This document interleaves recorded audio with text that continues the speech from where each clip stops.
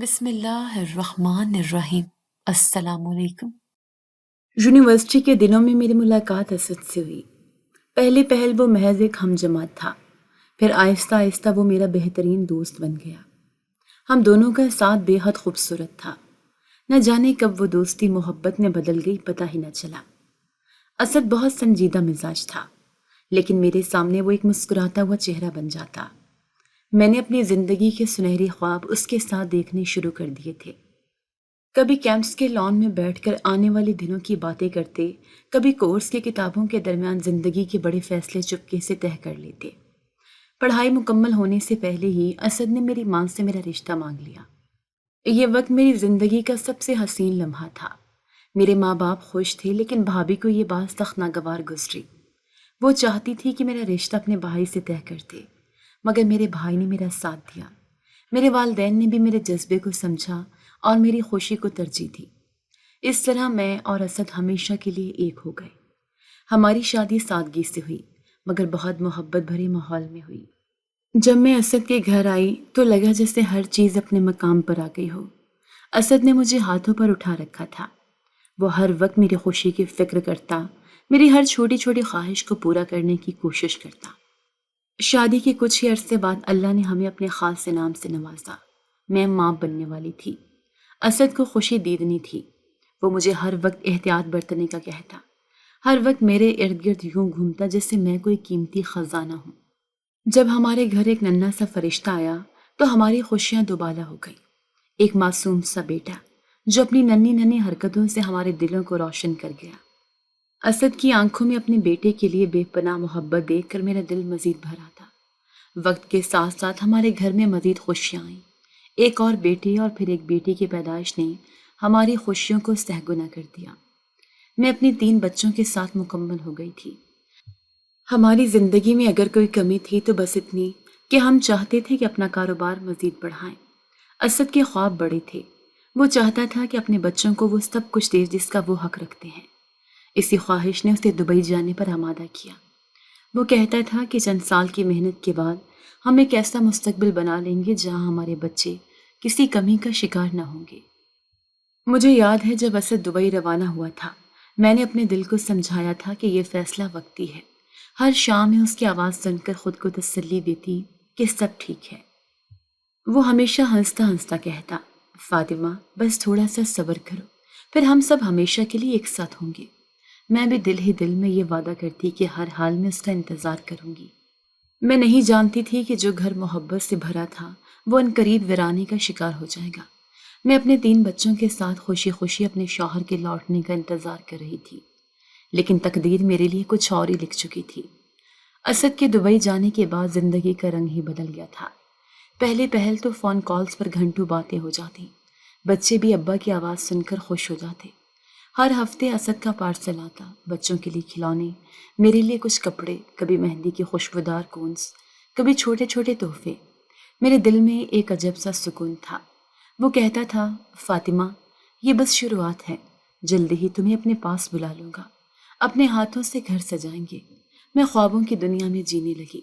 ایک شام حسب معمول بچوں کو کھانا کھلا کر ان کے سونے کا وقت کر رہی تھی کہ فون کی گھنٹی بجی۔ میں نے بھاگتے ہوئے فون اٹھایا۔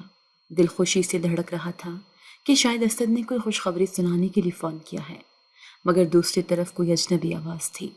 بی بی جی، آپ فاطمہ بات کر رہی ہیں؟ میں نے الجھتے ہوئے کہا، ہاں بی بی جی، ہمیں افسوس ہے، اسد صاحب کا ایکسیڈنٹ ہو گیا ہے۔ میرے ہاتھ سے فون چھوٹتے چھوٹتے بچا۔ میں نے کانپتے ہوئے پوچھا، کیا مطلب؟ کیسا ایکسیڈنٹ؟ کہاں ہیں وہ؟ دوسری طرف خاموشی چھا گئی، پھر آواز آئی، ہم معذرت خواہ ہیں، اسد صاحب کا انتقال ہو گیا ہے۔ اس ایک جملے نے میری پوری دنیا جیسے روک دی۔ کمرہ، دیواریں، زمین سب میرے ارد گرد گھومنے لگے۔ میں دیوار کا سہارا لے کر کھڑی رہی۔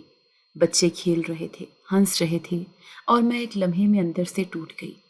دل چاہا کہ چیخوں، لیکن آواز جیسے گلے میں پھنس گئی تھی۔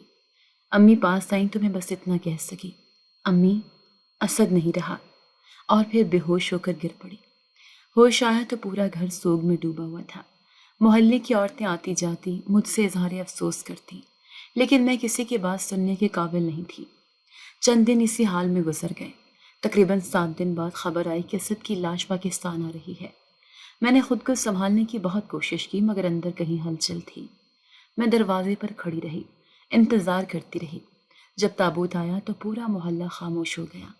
میرے بھائی، والد اور محلے کے کچھ مردوں نے تابوت کو اندر لایا۔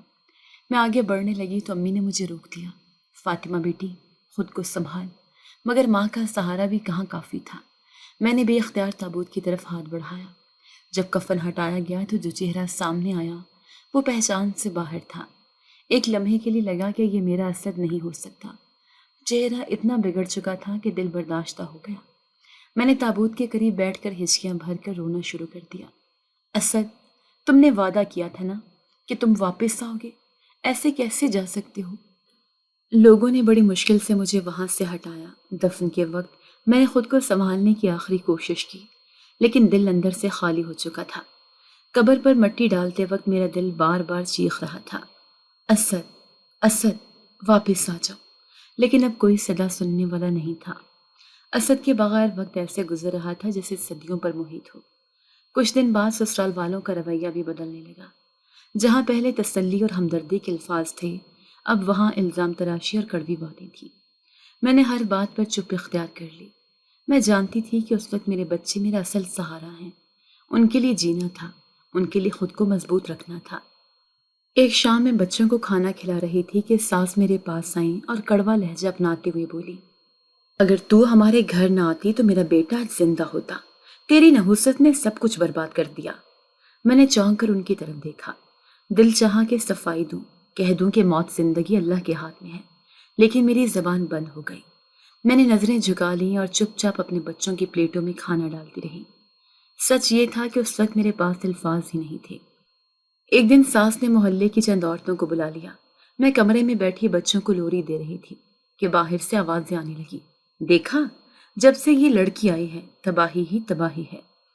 اللہ بچائے ایسی بہو سے۔ میں دروازے کی اوٹ میں کھڑی سنتی رہی۔ دل چاہا کہ چیخ چیخ کر کہوں، موت تو اللہ کے حکم سے آتی ہے، لیکن چپ رہی۔ بچوں کی طرف دیکھا تو دل خود بخود صبر کی طرف جھک گیا۔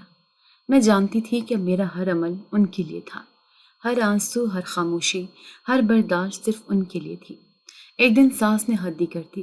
میں برتن دھو رہی تھی کہ پاس آ کر میرے ہاتھ سے برتن چھینتے ہوئے بولی، جا، اپنے کپڑے اٹھا اور نکل جا، تیرا سایہ بھی برداشت نہیں ہمیں۔ میں نے ہاتھ جوڑ کر کہا، امی، کہاں جاؤں گی؟ بچے کہاں جائیں گے؟ وہ غصے سے چلائیں، جہاں مرضی جا، پر ہمارے گھر میں نہیں۔ اسی وقت محلے کی چند عورتیں بھی آ گئیں۔ سب نے مل کر میرا تماشا بنایا۔ ایک نے کہا، یہی تو منحوس ہے، پہلے اپنے سسر کو بیمار کر دیا، پھر شوہر کو مار ڈالا۔ میں نے آنکھیں بند کر لی۔ الفاظ میرے اندر تیر بن کر گھس رہے تھے، مگر زبان پر ایک حرف نہ آیا۔ بچوں نے جب دیکھا کہ میں رو رہی ہوں تو وہ میرے قریب آ کر لیٹ گئے۔ میرا بڑا بیٹا بولا، امی، ہمیں کہاں لے جائیں گے؟ میں نے خود کو مضبوط کیا اور کہا، جہاں اللہ لے جائے وہیں چلیں گے۔ میں اپنی عدت اسد کے گھر میں پوری کرنا چاہتی تھی، مگر میری ساس کی نیت کچھ اور تھی۔ چند دن بعد ساس نے مجھ پر آخری ضرب لگائی۔ ایک دوپہر کو جب میں ظہر کی نماز پڑھ رہی تھی، وہ کمرے میں آئی، میرے کپڑے پھینک دیے اور سخت لہجے میں بولی، بس کر، نکل جا یہاں سے، جا اپنی نحوست کہیں اور لے جا۔ میں نے قرآن پاک کو ہاتھ لگا کر کہا، امی، میں نے کوئی گناہ نہیں کیا، اللہ گواہ ہے، لیکن ان کے دل میں رحم کی کوئی جگہ نہیں تھی۔ میں نے کپڑے اٹھائے، بچوں کو تھاما اور باہر صحن میں آ گئی۔ محلے کے لوگ تماشا دیکھنے کے لیے کھڑکیوں اور دروازوں پر کھڑے تھے۔ میں نے نظریں جھکا لی، اپنی عزت، اپنی تکلیف، اپنے خوابوں کو دل میں دفن کر کے گھر سے نکلنے لگی۔ ایک بزرگ عورت نے قریب آ کر کہا، بیٹی، اللہ بڑا ہے، صبر کر۔ میں نے آنکھوں میں آنسو بھر کر ان کی طرف دیکھا اور چپ چاپ بچوں کو لے کر محلے کی گلیوں میں نکل گئی۔ مصیبت نے مجھے بے یار و مددگار چھوڑ دیا تھا، لیکن میں نے دل میں طے کر لیا تھا کہ ہار نہیں مانوں گی۔ اللہ دیکھ رہا ہے، اللہ میرا حساب لے گا۔ جب میں گھر سے نکلی تو دن کا وقت تھا، سورج سر پر دہک رہا تھا اور گلیوں میں عجیب سی خاموشی تھی، مگر کھڑکیوں کے پیچھے چھپے چہرے، دروازوں کے پیچھے لگی نظریں مجھے محسوس ہو رہی تھیں۔ میں نے اپنے بچوں کو ساتھ لیا۔ سامان مختصر تھا، بس ایک پرانی سی چادر میں لپٹا چند جوڑے اور بچوں کا کچھ سامان۔ چند قدم چلنے کے بعد بچے تھکنے لگے۔ چھوٹی بیٹی میرے کندھے پر سر رکھ کر سو گئی تھی۔ بڑے دونوں لڑکھڑاتے قدموں سے میرے ساتھ چل رہے تھے۔ میں نے ایک پرانے سے درخت کے نیچے بیٹھنے کا سوچا، مگر وہاں بھی دو عورتیں بیٹھی تھیں جو میرے آتے ہی اپنی باتوں کا رخ میری طرف موڑ بیٹھی۔ یہی ہے نا وہ بدقسمت؟ ہاں، سنا ہے شوہر کو بھی کھا گئی، اب بھائی کے در پر جائے گی، دیکھنا دروازہ بھی بند ہوگا۔ میرے اندر کچھ کچل سا گیا۔ میں نے بچوں کو سنبھالا اور دوبارہ چل پڑی۔ میں نے سڑک عبور کی۔ ایک ریڑھی والے نے مجھے دیکھا تو سر جھٹک کر بولا، اللہ کی پناہ، کچھ عورتیں خود اپنے نصیب پھوڑ لیتی ہیں۔ مجھے کوئی راستہ نظر نہیں آ رہا تھا، ہر طرف تماشائی، ہر طرف الزام۔ ایک کونے میں ایک پرانی عمارت کا سایہ نظر آیا۔ میں نے سوچا کہ کچھ دیر وہاں رک جاؤں تاکہ بچوں کو پانی پلا سکوں۔ سامنے سے ایک شناسہ عورت آتی نظر آئی، محلے کی مائی رشیدہ، جس نے کبھی میرے ولیمے پر بڑھ چڑھ کر قصیدے پڑھے تھے۔ میں نے امید سے اس کی طرف دیکھا۔ وہ پاس آئی، میرے بچوں کو دیکھا اور افسوس سے سر ہلایا، مگر پھر ایک طرف ہو کر کہنے لگی، بیٹی، لوگ باتیں کریں گے، اپنی عزت بچا کر چلی جا، یہاں تجھے کوئی جگہ نہیں دے گا۔ میں نے دھیرے سے سر ہلا کے شکریہ ادا کیا اور آگے بڑھ گئی۔ دل میں ایک ہی دعا تھی کہ اللہ کسی در کو میرے لیے کھول دے۔ چلتے چلتے مجھے یاد آیا کہ بھائی کا گھر زیادہ دور نہیں۔ ایک نئی امید پیدا ہوئی۔ میں نے بچوں کو تھام کر راستہ بدلا۔ قدم بھاری ہو چکے تھے، مگر دل میں تھوڑی سی روشنی تھی کہ شاید بھائی میرا سہارا بنے۔ جب میں بھائی کے گھر کے سامنے پہنچی تو سانس پھول چکی تھی۔ بھائی کا گھر اب بھی ویسا ہی تھا، اونچی دیواروں اور بڑے گیٹ کے ساتھ۔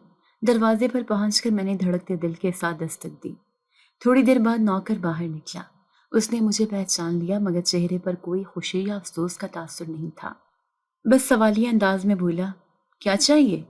میں نے دھیرے سے کہا، بھائی سے ملنا ہے، بتاؤ فاطمہ آئی ہے۔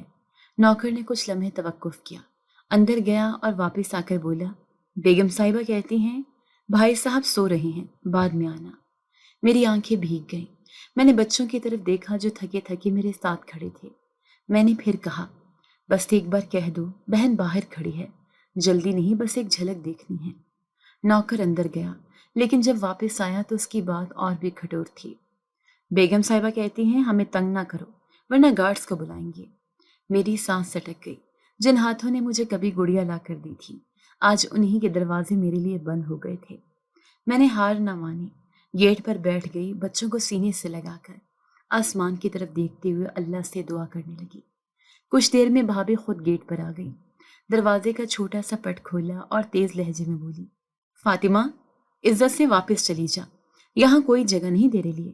بھائی کے سر پر پہلے ہی بوڑھے ماں باپ کا بوجھ ہے، اب تیری ذمہ داری نہیں اٹھا سکتے۔ میں نے لرزتی آواز میں کہا، بھابھی، میں کام کر لوں گی، گھر کے سارے کام کر دوں گی، بس ایک چھت دے دو، میرے بچوں کو یتیمی کے در در کے ٹھوکریں نہ کھانے دو۔ بھابھی نے طنزیہ ہنستے ہنستے ہوئے کہا، یہی وقت تھا تیرے تیور دیکھنے کا، آج ہاتھ جوڑنے آ گئی، معاف کر، یہاں تیری جگہ نہیں۔ اتنے میں اندر سے امی کی مدھم سی آواز آئی، کون ہے دروازے پر؟ میں نے فوراً کہا، امی، میں ہوں فاطمہ۔ بھابھی نے دروازے کی اوٹ میں ہو کر جواب دیا، کوئی مانگنے والی ہے امی، آپ فکر نہ کریں، اور پھر دروازہ زور سے بند کر دیا۔ میں پتھر ہو گئی، نہ چیخ سکی نہ روتی، صرف خاموشی میں ڈوبی رہی۔ بچے بھوک سے بلک رہے تھے۔ میں نے چھوٹے بیٹے کا سر سہلاتے ہوئے کہا، بیٹا تھوڑا صبر کرو، اللہ کوئی راستہ نکالے گا۔ گھنٹے 2 گھنٹے یوں ہی گیٹ کے باہر گزر گئے۔ کچھ محلے والوں نے مجھے دیکھ لیا۔ ایک عورت نے سرگوشی کی، کبھی جو راج کرتی تھی آج دروازے پر بیٹھی ہے، وقت کا کیا بھروسہ۔ ایک ادھیڑ عمر مرد نے سر ہلا کر کہا، انسان کو غرور نہیں کرنا چاہیے، دیکھو آج وقت نے کیسا رسوا کر دیا۔ میں نے اپنی چادر کو مضبوطی سے لپیٹ لیا، بچوں کو قریب کیا اور اٹھ کھڑی ہوئی۔ دروازے پر آخری بار نظریں ڈالیں، دروازہ اب بھی بند تھا، اور دروازے کے پیچھے وہ چہرے چھپے تھے جن سے میں نے محبت کی تھی، جن پر اعتبار کیا تھا۔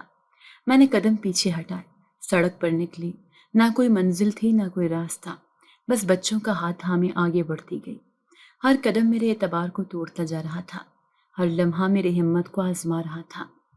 ایک موڑ پر ایک پرانی دکان نظر آئی جس کا چھوٹا سا سائبان نکلا ہوا تھا۔ میں نے سوچا یہاں کچھ دیر بیٹھ جاؤں، بچوں کو بھی تھوڑی چھاؤں مل جائے گی۔ وہاں بیٹھتے ایک بوڑھی فقیرنی نے پاس آ کر کہا، بیٹی، یہ دنیا تماشا دیکھتی ہے، اپنے رب سے مانگ، وہی در کھولے گا۔ میں نے دل سے آمین کہا۔ بوڑھی عورت نے اپنی پوٹلی میں سے خشک روٹی نکال کر میرے ہاتھ میں دی۔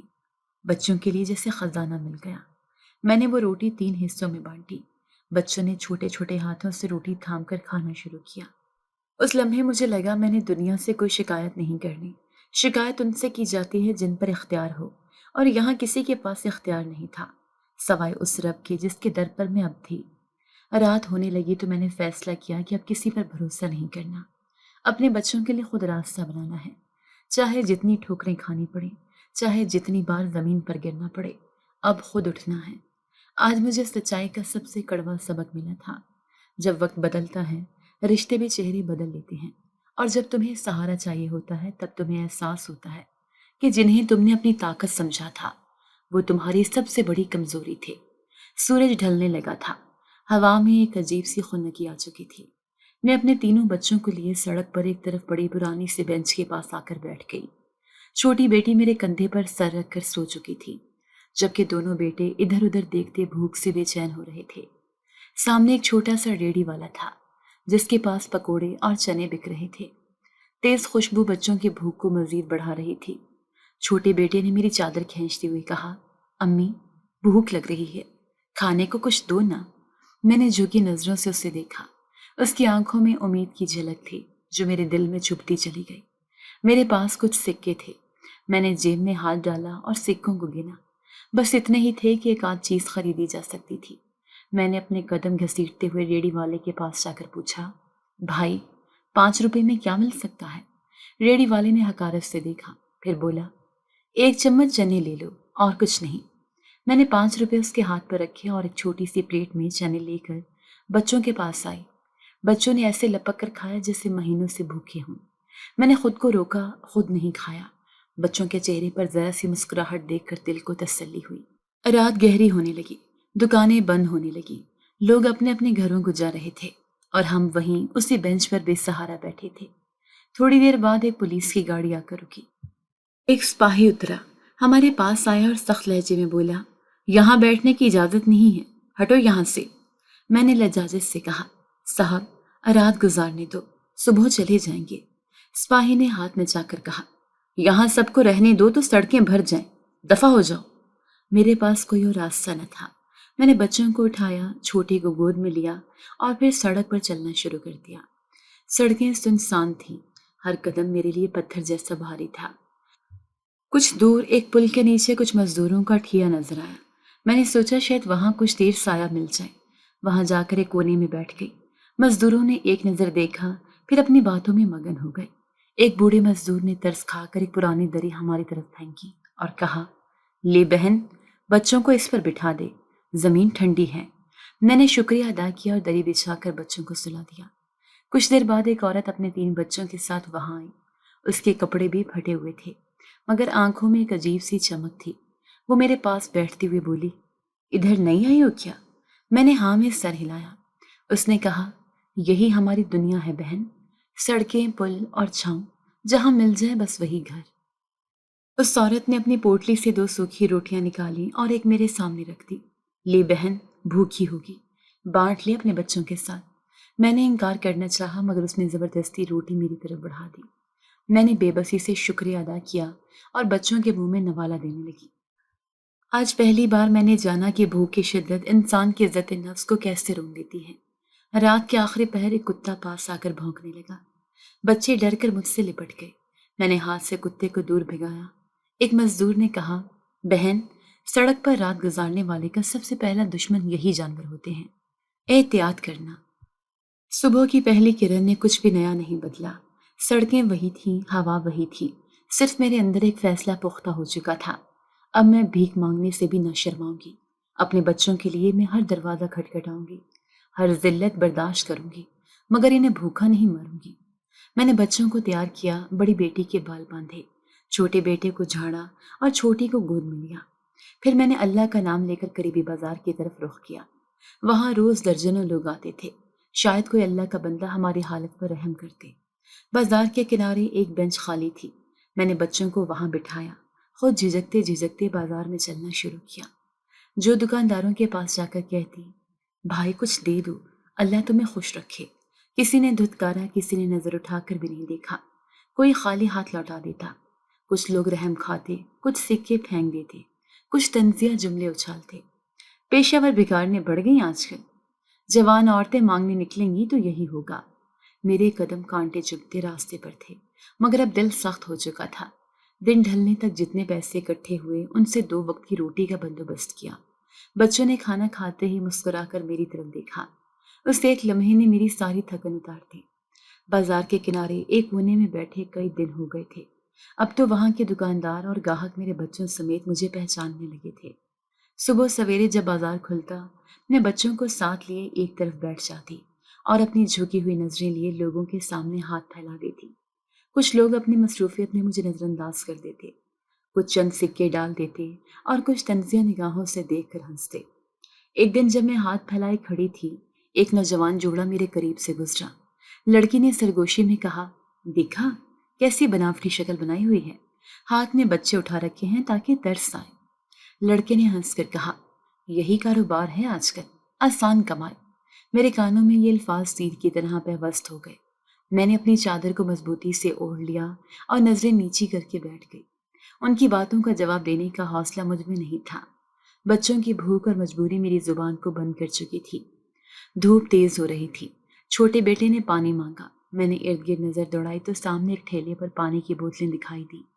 मैंने जेब में हाथ डाला। जो सिक्के इकट्ठे किए थे उनमें से चंद बचे हुए थे। हिचकिचाते हुए पानी की एक बोतल खरीदी। तीनों बच्चों ने वो पानी ऐसे पिया जैसे कई दिनों के प्यासे हों। बाजार में एक जगह छोटा सा होटल था। अक्सर वहां के मुलाजमीन खाना बचा हुआ मुझे दे देते थे। मैं दिल ही दिल में उनकी शुक्रगुजार थी।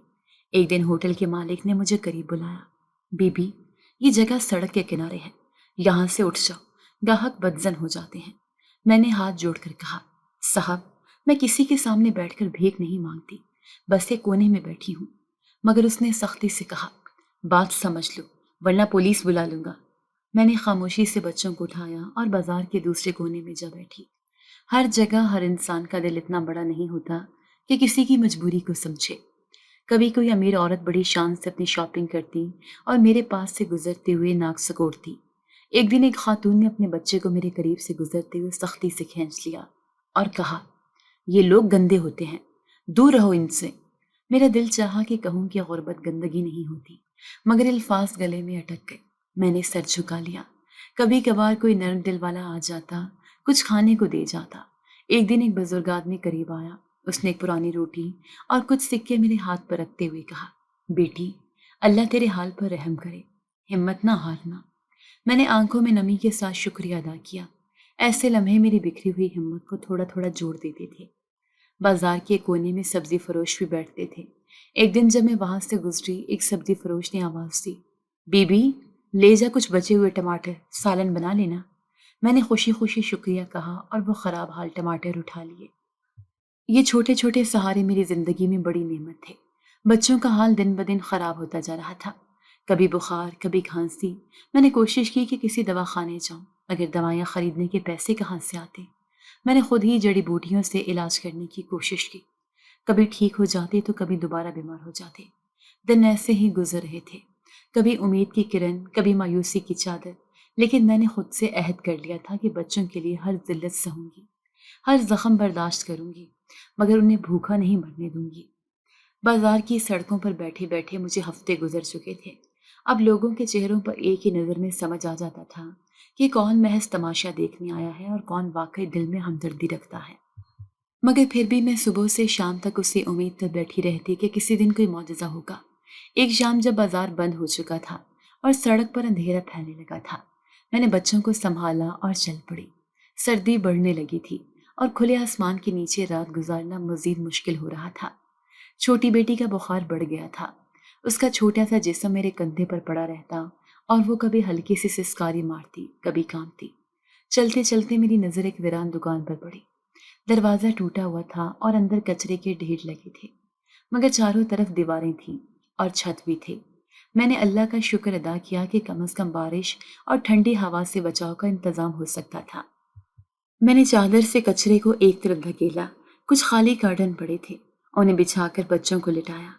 छोटी बेटी को गोद में लेकर सहलाने लगी। दोनों बेटे भी थकन से निढाल होकर वहीं एक तरफ हो गए। मैंने अपने फटे हुए दुपट्टे को लपेटकर उनके ऊपर डाल दिया ताकि सर्दी से बच सके। رات بھر میں نے جاگتے جاگتے بیٹی کا ماتھا چھوا۔ بخار کم ہونے کا نام نہیں لی رہا تھا، نہ کوئی دوا تھی، نہ کسی ڈاکٹر تک پہنچنے کی ہمت۔ ایک بار دل میں آیا کہ کسی ہسپتال کے سامنے جا کر بیٹھ جاؤں، مگر بغیر پیسے کے وہاں کوئی حال پوچھتا بھی نہیں۔ صبح فجر کے وقت چھوٹے بیٹے نے روتے ہوئے کہا، امی بھوک لگ رہی ہے۔ میں نے اپنے خالی دامن کی طرف دیکھا۔ پچھلے دن جمع کیے ہوئے چند سکے بھی ختم ہو چکے تھے، کوئی کھانے کو چیز نہ تھی۔ میں نے اسے پیار سے اپنے ساتھ لپیٹ کر کہا، بیٹا آج کچھ اچھا کھانے کو ملے گا، وعدہ۔ یہ وعدہ صرف امید دینے کے لیے تھا، حقیقت سے بہت دور۔ دن نکلا تو میں نے فیصلہ کیا کہ کچھ نہ کچھ کما کر لانا ہے۔ اپنے بچوں کو وہیں چھوڑ کر قریبی ہوٹلوں اور دکانوں پر کام مانگنے چلی گئی۔ ہر جگہ ایک ہی جواب ملا، کام والی چاہیے مگر اچھی حالت والی، گندگی والے کپڑوں میں تو کوئی اپنے گھر آنے نہیں دیتا۔ میں خاموشی سے لوٹ آئی، دکان کے کونے میں بیٹھ کر بچوں کو دیکھتی رہی۔ چھوٹی بیٹی کا جسم اب بھی تپ رہا تھا، دل چاہتا تھا کہ خود کو نوچ لوں مگر صبر کے سوا کوئی راستہ نہیں تھا۔ دھوپ تیز ہوئی تو میں نے دکان کے سامنے ایک کپڑا بچھا کر مانگنا شروع کیا۔ کچھ لوگ گزرے، کسی نے 5 روپے پھینکی، کسی نے 1-2 بسکٹ رکھ دیے۔ میں نے جلدی سے وہ سکے سنبھالے، شام ہوتے ہی تھوڑی سی دال اور 2 روٹیاں خریدی۔ بچوں کے سامنے جب کھانا رکھا تو ان کی آنکھوں میں خوشی دیکھ کر لگا جیسے دنیا کی ساری دولت میرے پاس آ گئی ہو۔ وہ ننھے ہاتھوں سے دال میں روٹی ڈبو ڈبو کر کھاتے رہے۔ میں خود بھی 1-2 نوالے لے کر رک گئی تاکہ زیادہ کھانے کے لیے بچوں کے پاس ہو۔ اسی دوران ایک دن وہاں کے ایک سبزی والے نے مجھے بلایا، بی بی کل سے کچھ بچی ہوئی سبزیاں دے دیا کروں گا، تم خود سالن بنا لینا۔ میں نے دعا کرتے ہوئے کہا، اللہ خوش رکھے آپ کو۔ یہ چھوٹے چھوٹے احسان میرے دل کو تھوڑا سا سکون دیتے تھے۔ ہر رات اسی ویران دکان میں لوٹتی، بچوں کو گود میں لے کر ان کے ساتھ لیٹ جاتی اور آنے والے کل کے لیے اللہ سے دعا کرتی۔ کبھی کبھی دکان کے پاس سے کوئی امیر گاڑی گزرتی، اندر بیٹھے بچے مزے سے کھاتے ہنستے، میرے بچے حسرت بھری نظروں سے انہیں دیکھتے، لیکن میں جلدی سے ان کی توجہ ہٹانے کی کوشش کرتی۔ دیکھو ہم بھی ایک دن گاڑی میں گھومیں گے انشاءاللہ، بڑا بیٹا معصومیت سے کہتا۔ امی کب؟ میں ہلکی مسکراہٹ کے ساتھ جواب دیتی، جلد ہی، بس صبر کرو۔ دن پر دن گزرتے جا رہے تھے، چھوٹی بیٹی کی حالت بگڑتی جا رہی تھی۔ ایک دن اچانک وہ بے ہوش ہو گئی۔ میں گھبرا کر اسے اٹھائے قریبی دواخانے کی طرف بھاگی۔ وہاں ڈاکٹر نے ایک نظر دیکھا اور بولا، بخار پرانا ہو چکا ہے، دوا اور ڈرپ کی ضرورت ہے، پیسے ہیں؟ میرے چہرے کی بے بسی دیکھ کر اس نے کندھے اچکا دیے۔ معذرت بہن، بغیر پیسوں کے علاج نہیں ہو سکتا۔ میں نے واپس لوٹتے ہوئے سوچا، یہ دنیا پیسے کی ہے، محبت ہمدردی سب باتیں کتابوں میں رہ گئی ہیں۔ واپس دکان پر آ کر بیٹی کو زمین پر لٹایا، رات بھر جاگ کر اس کا ماتھا سہلاتی رہی۔ اللہ کا شکر تھا کہ اگلی صبح وہ ذرا بہتر ہو گئی۔ کمزوری اب بھی تھی مگر آنکھیں کھل گئی تھیں۔ میں نے تہیہ کر لیا کہ اب بچوں کو سڑکوں پر نہیں گھسیٹوں گی، جتنا بھی مانگوں کما سکوں، لیکن دکان کو اپنا چھوٹا سا آشیانہ بنا کر انہیں محفوظ رکھوں گی۔ ماں کی محبت ہر قربانی پر بھاری تھی۔ میری بھوک، میری تھکن، میری بے عزتی، سب کچھ ان کی ایک ہنسی پر قربان تھا۔ سردیوں کی ایک دوپہر تھی، بازار میں بھیڑ کچھ کم تھی۔ میں حسب معمول اپنے کپڑے کا ٹکڑا بچھا کر بچوں کے ساتھ ایک کونے میں بیٹھی تھی۔ ہاتھ میں پرانی سی پیالی تھی جس میں چند سکے جمع ہو چکے تھے۔ بچوں کو بار بار سمجھا رہی تھی کہ زیادہ شور نہ کریں تاکہ کوئی ہمیں دھتکار نہ دے۔ اسی دوران سامنے سے ایک بڑی اور چمچماتی گاڑی آئی۔ میری عادتاً نظریں جھک گئیں کہ اکثر ایسے لوگ ہماری طرف دیکھنا بھی گوارا نہیں کرتے تھے۔ گاڑی آہستہ آہستہ میرے قریب رکی، دروازہ کھلا، ایک شخص باہر نکلا۔ میں نے ایک نظر دیکھا اور سانس رک گئی۔ وہ چہرہ جو میں خوابوں میں دیکھتی رہی تھی، جو میری ہر دعا کا مرکز تھا، وہ اسد تھا، بالکل اسی جیسا، بلکہ شاید اس سے بھی بہتر حالت میں۔ میری آنکھیں یقین کرنے سے انکار کر رہی تھیں۔ میں نے جلدی سے بچوں کو اپنی چادر کے نیچے چھپا لیا اور اٹھ کھڑی ہوئی، دھڑکتے دل کے ساتھ اس کی طرف بڑھی۔ کچھ فاصلے پر جا کر آواز دی، اسد۔ اس نے میری طرف دیکھا۔ میں نے امید بھری نظروں سے اسے دیکھا، شاید وہ مجھے پہچان لے، مگر اس کے چہرے پر کوئی حیرت، کوئی پہچان نہ تھی۔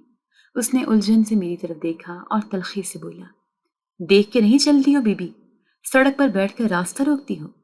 میری دنیا ایک بار پھر لرز گئی۔ میں نے لڑکھڑاتی آواز میں کہا، اسد میں ہوں، فاطمہ، تمہاری فاطمہ۔ اس نے تعجب سے مجھے اوپر سے نیچے تک دیکھا اور سرد لہجے میں بولا، کیا بکواس کر رہی ہو؟ میں کوئی اسد نہیں، میرا نام فرحان ہے۔ میں نے اس کی آنکھوں میں جھانکنے کی کوشش کی، جیسے وہاں کہیں کوئی سچ چھپا ہو، اسد یہ بچے تمہارے ہیں، دیکھو انہیں۔ اس نے گاڑی کی طرف بڑھتے ہوئے کہا، جاؤ بیبی، اپنا تماشا نہ بناؤ، یہ سڑکیں سب کی نہیں ہوتی۔ میری ٹانگیں کانپنے لگی، میں بمشکل بچوں کے پاس واپس آئی۔ دل چاہ رہا تھا کہ چیخوں چلاؤں، مگر سچائی نے میرے لب سی دیے تھے۔ لوگ مجھے حیرت سے دیکھ رہے تھے، کچھ نے سرگوشیاں کی، پاگل ہو گئی یا شاید۔ کسی نے کہا، بھلا ایسا کب ہوتا ہے، جو مر گیا وہ واپس کیسے آئے گا؟ میری نظریں بدستور اس گاڑی کو دیکھ رہی تھیں جو اب دور جا چکی تھی، لیکن میرا دل وہی ٹک گیا تھا، اسی لمحے میں جہاں حقیقت اور خواب گڑمڑ ہو گئے تھے۔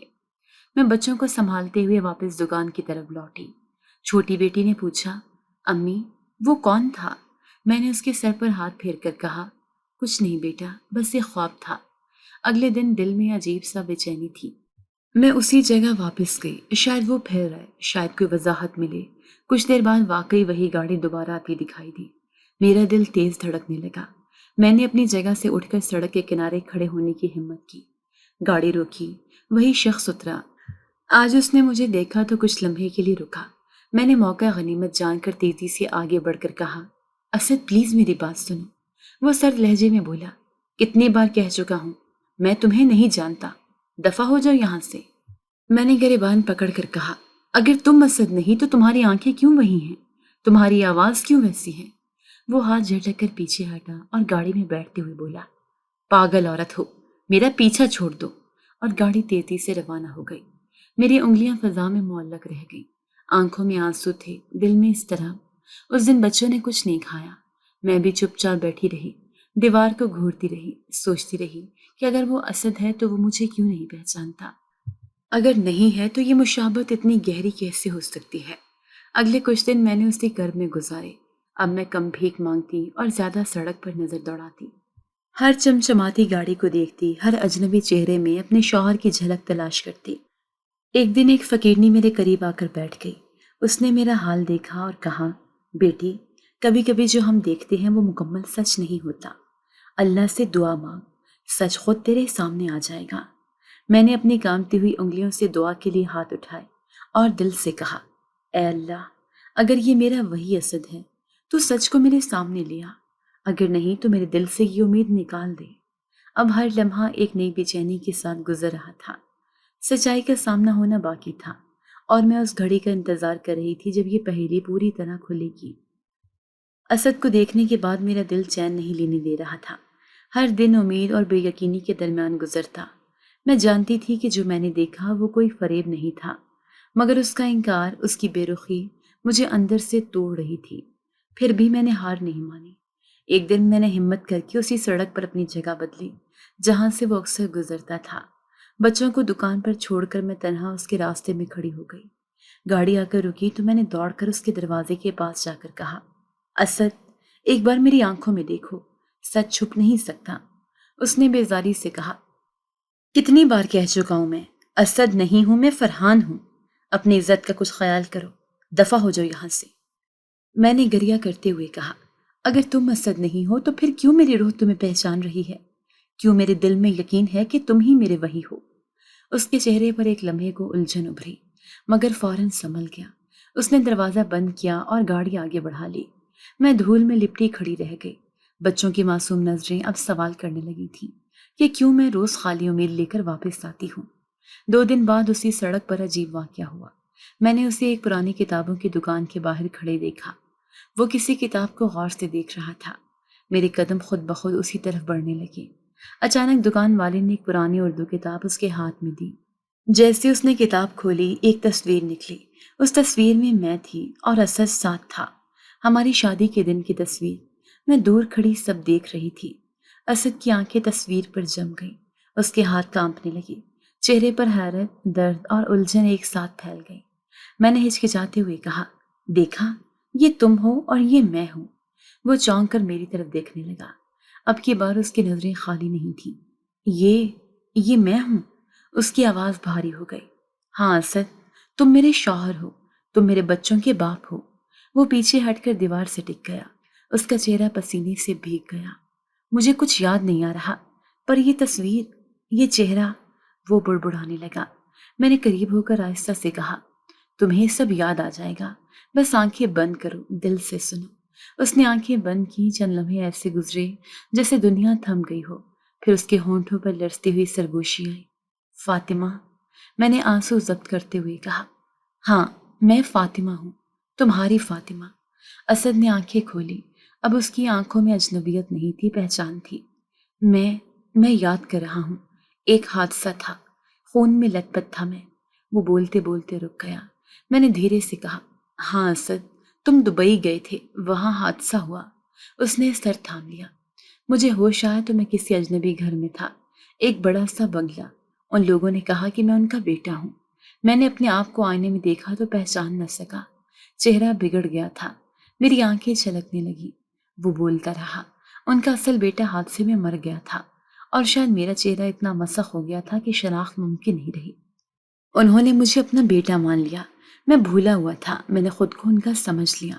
میں نے آنسو صاف کرتے ہوئے کہا، مگر دل نے تمہیں نہیں بھلایا اسد، دل نے تمہیں میری طرف کھینچ ہی لیا۔ اسد دیوار سے ٹیک لگائے کھڑا رہا۔ فاطمہ، میں تمہیں اور اپنے بچوں کو بھول گیا تھا۔ میرا دل بے چین ہوتا تھا مگر سمجھ نہ پاتا کہ کیوں۔ اب سمجھ آیا کہ ادھورا کیوں تھا۔ وہ زمین پر بیٹھ گیا، میں پاس آ کر بیٹھ گئی۔ ہم دونوں کے بیچ بے آواز سسکیاں تھیں، درد کا ایک خاموش سمندر تھا۔ اسد نے میری طرف دیکھا اور کہا، مجھے معاف کر دو فاطمہ، میں نہیں جانتا تھا کہ میرے بھولنے پر تم پر کیا بیتے گی۔ میں نے ہلکی آواز میں کہا، میں نے کبھی تم سے شکایت نہیں کی، بس تمہارے واپس آنے کی دعا کی تھی۔ اللہ نے میری دعا سن لی۔ وہ بچوں کی طرف دیکھنے لگا، میری گود میں بیٹی سو رہی تھی۔ یہ میرے بچے ہیں، وہ سرگوشی میں بولا۔ ہاں، تمہاری اولاد، تمہاری امانت۔ اس نے بیٹی کے ماتھے پر بوسہ دیا، جیسے کھوئی ہوئی دنیا دوبارہ پالی ہو۔ سچائی کا بوجھ ہلکا ہو چکا تھا، راز کھل چکا تھا۔ میں نے دل میں شکر ادا کیا کہ تقدیر چاہے جتنی پیچ ڈالے، سچ ہمیشہ اپنی راہ ڈھونڈ ہی لیتی ہے۔ جب راز کھلا اور اسد کو سب کچھ یاد آیا تو ہم دونوں ایک لمبے وقت کے بعد ایک دوسرے کے سامنے یوں بیٹھے تھے جیسے صدیوں کی دوری ایک لمحے میں ختم ہو گئی ہو۔ اسد نے بچوں کو گود میں اٹھایا، ان کے چہرے دیر تک دیکھتا رہا، جیسے ہر نقش کو دل میں محفوظ کر لینا چاہتا ہوں۔ پھر میری طرف دیکھ کر بولا، فاطمہ، اب تمہیں اس سڑک پر ایک پل بھی نہیں بیٹھنا پڑے گا۔ اسی رات وہ ہمیں اپنے ساتھ لے کر ایک چھوٹے سے ہوٹل میں ٹھہرا۔ صاف بستر، گرم کھانا، بچوں کے چہروں پر مسکراہٹ، اور میرے دل میں بے یقین سا سکون۔ اسد رات بھر جاگتا رہا، کبھی بچوں کو دیکھتا، کبھی مجھ سے سوال کرتا کہ میرے بغیر وہ کیسے جیے، اور میں ہر سوال پر خاموشی سے آنسو بہاتی رہی۔ صبح ہوتے ہی اسد نے کہا، اب وقت ہے سچ کا سامنا کرنے کا۔ میں نے کوئی سوال نہیں کیا، بس خاموشی سے اس کا ساتھ دیا۔ گاڑی میں بیٹھتے ہوئے اسد نے ایک نظر پیچھے دکان کی طرف ڈالی جہاں میں نے مہینوں پناہ لی تھی۔ فاطمہ، میں یہ قرض کبھی نہیں چکا سکتا جو تم نے میرے بچوں کے لیے چکایا۔ میں نے دھیرے سے کہا، یہ قرض نہیں تھا، محبت تھی۔ گاڑی سیدھا اس محلے کی طرف گئی جہاں میرا پرانا سسرال تھا۔ راستے میں اسد کا چہرہ سخت ہو چکا تھا۔ دروازے پر پہنچ کر اس نے کال بیل دی۔ دروازہ کھلا تو سامنے میری ساس کھڑی تھی۔ اس نے اسد کو دیکھتے ہی چیخ مار دی، اسد، میرا بیٹا زندہ ہے۔ پورا گھر اکٹھا ہو گیا۔ سسر لڑکھڑاتے قدموں سے آئے، ہاتھ بڑھا کر کہا، بیٹا، تو زندہ ہے، تو کہاں تھا؟ اسد نے ان کے ہاتھ نہیں تھامے، وہ 2 قدم پیچھے ہٹا اور سرد لہجے میں بولا، جس دن میری لاش کو بغیر پہچانے دفن کر دیا تھا، اس دن مجھے مار دیا گیا تھا۔ ساس اور سسر ایک دوسرے کا منہ دیکھنے لگے۔ اسد نے میری طرف اشارہ کرتے ہوئے کہا، یہ وہی فاطمہ ہے جسے تم نے میری موت کا ذمہ دار ٹھہرایا، عدت میں گھر سے نکالا، بچوں سمیت در در بھٹکنے پر مجبور کر دیا۔ ساس نے آگے بڑھ کر روتے ہوئے کہا، بیٹا، غصے میں تھے، دکھ میں تھے، معاف کر دے۔ اسد نے ٹھنڈی سانس لے کر کہا، معاف کرنا آسان ہے، بھول جانا مشکل۔ تمہیں معاف کر دیا مگر فاطمہ کا دکھ، بچوں کی بھوک، وہ سڑکوں پر گزارے دن کبھی نہیں بھول سکتا۔ پورا محلہ دروازے پر اکٹھا ہو چکا تھا، ہر کوئی حیرت سے دیکھ رہا تھا۔ ایک عورت نے سرگوشی کی، دیکھا کیسے وقت بدلا؟ دوسری نے کہا، حق پر تو فاطمہ ہی تھی۔ ساس نے ہاتھ جوڑ کر کہا، بیٹا واپس آ جا، گھر سنبھال لے۔ اسد نے سختی سے کہا، یہ گھر اب میرے لیے قبر سے کم نہیں، میں اپنی فاطمہ اور بچوں کو دوبارہ اس جہنم میں نہیں لاؤں گا۔ ہم وہاں سے نکلے تو اگلا راستہ میرے بھائی کے گھر کا تھا۔ میں نے ڈرتے ڈرتے کہا، اسد، چھوڑ دو، جانے دو، مگر اسد نے نرمی سے کہا، نہیں فاطمہ، جو تکلیف انہوں نے دی ہے اس کا سامنا ضروری ہے۔ بھائی کے گھر پہنچے تو دروازہ بجایا۔ نوکر نے دروازہ کھولا، ہمیں دیکھ کر ساکت رہ گیا۔ بھابھی پیچھے سے آئی، پہلے مجھے دیکھا پھر اسد کو، اور چہرہ سفید ہو گیا۔ اسد نے کہا بلاؤ بھائی کو۔ بھائی باہر آیا، مجھے اور بچوں کو دیکھنا نظریں جھکا لی۔ اسد نے سخت لہجے میں کہا جب یہ بہن بھیک مانگتی سڑکوں پر بیٹھی تھی تب تم نے ایک بار بھی دروازہ کھول کر نہ دیکھا، آج دیکھ لو وقت بدل گیا ہے۔ بھابھی نے روکھے لہجے میں کہا ہمیں کیا پتا تھا کہ تم زندہ ہو، ہم تو اپنے آپ کو مصیبت سے بچا رہے تھے۔ اسد نے طنزیہ مسکراہٹ کے ساتھ کہا مصیبت سے بچنے کے چکر میں انسانیت کھو دی۔ بھائی نے بمشکل کہا معاف کر دو فاطمہ، غلطی ہو گئی۔ میں نے اپنی نظریں جھکا لی۔ اسد نے میرا ہاتھ تھام کر کہا فاطمہ معاف کر سکتی ہے، مگر جو وقت گیا، جو زخم لگے، وہ کبھی نہیں بھولے جا سکتے۔ پوری گلی میں سرگوشیاں ہو رہی تھیں، کسی کو یقین نہیں آ رہا تھا کہ وہی فاطمہ جو کل تک سڑکوں پر تھی آج پھر سے سر اٹھا کر کھڑی تھی۔ اسد نے بچوں کو گاڑی میں بٹھایا اور میری طرف دیکھ کر کہا اب ہم نئی زندگی شروع کریں گے، ایک ایسی جگہ جہاں تمہیں اور بچوں کو کبھی ماضی کی تکلیف یاد نہ آئے۔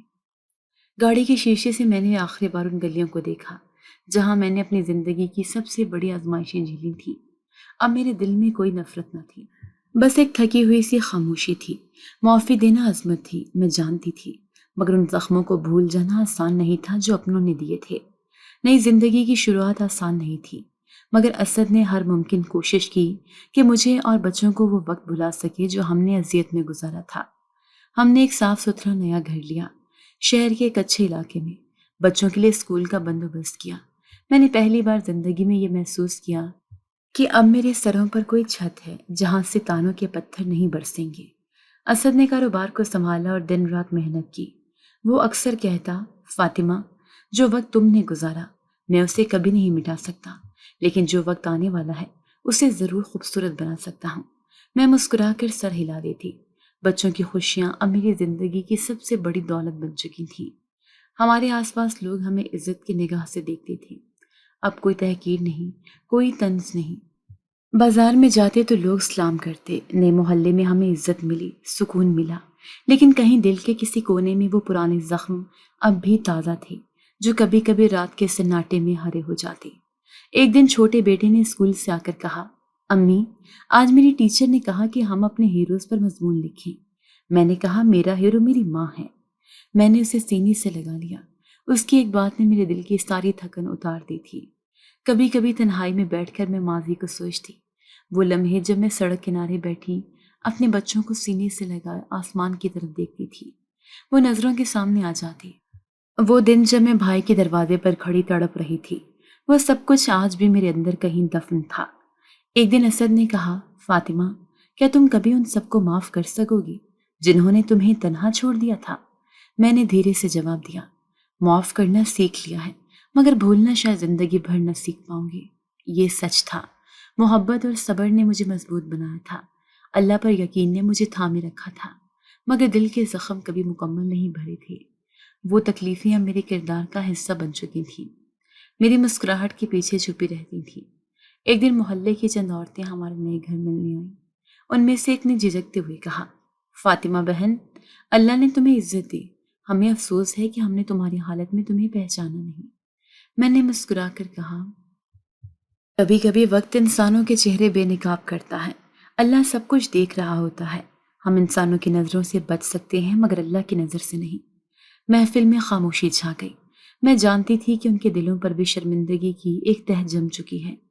کئی بار ایسا ہوا کہ بازار میں پرانے محلے والے مل گئے، نظریں چراتے اسلام کرتے اور میں خاموشی سے اسلام کا جواب دے کر آگے بڑھ جاتی۔ اب بدلہ لینے کا کوئی جذبہ نہ تھا۔ وقت نے مجھے سکھا دیا تھا کہ سب سے بڑی فتح صبر ہے اور سب سے بڑا انتقام خاموشی۔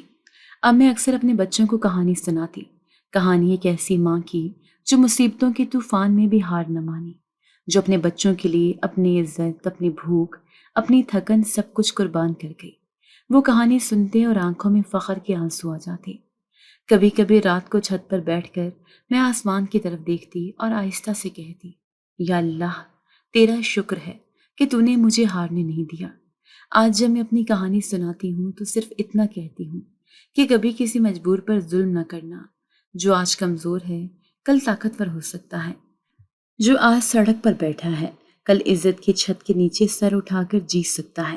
وقت کبھی ایک سا نہیں رہتا، حالات بدلتے ہیں، چہرے بدلتے ہیں اور سب کچھ بدل جاتا ہے، مگر اللہ ہر وقت دیکھ رہا ہوتا ہے۔